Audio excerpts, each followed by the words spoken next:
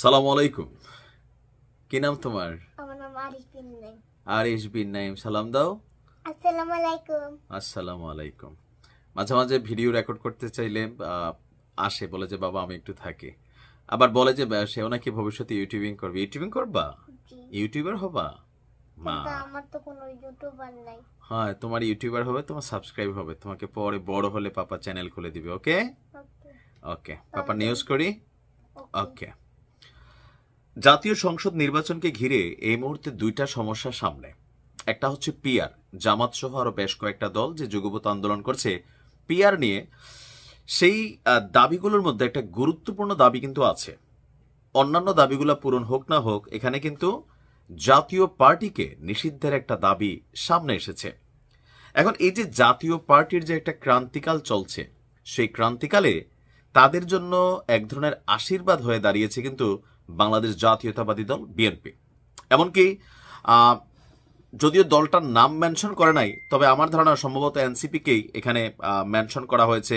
বিএনপির যিনি নেতা আছেন সালাউদ্দিন সাহেব, তিনি বলছিলেন কিছু আসন পাওয়ার লোভে জামাত এবং এনসিপিকে মেনশন করে বলছেন কেউ সংখ্যানুপাতিক পদ্ধতিতে নির্বাচন চাইলে জাতীয় জীবনের জন্য ভয়ঙ্কর পরিণতি নিয়ে আসবে।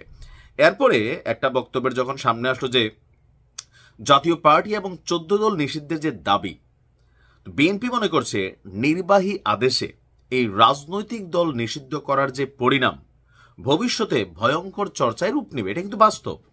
বিএনপি কথা কেন বলছে? যে ধরেন একটা দল বাংলাদেশে কখনো টানা ক্ষমতায় থাকে না, আওয়ামী লীগ এদেশ থেকে নাই হয়ে যাবে, এটা আসলে বিএনপিও বিশ্বাস করে না, জামাতও করে না।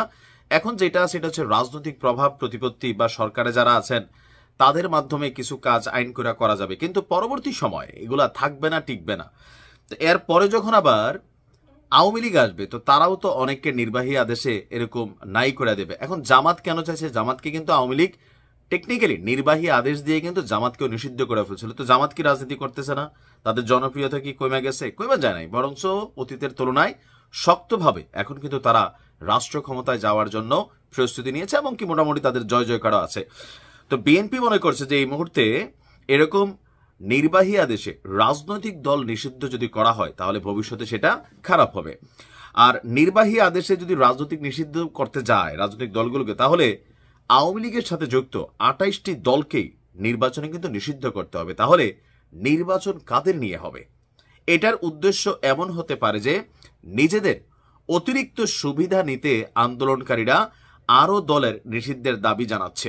এতে জাতীয় ঐক্য বিনষ্ট হবে, আর এই সূত্র ধরে পতিত শক্তি মানে আওয়ামী লীগ সুযোগ পাবে।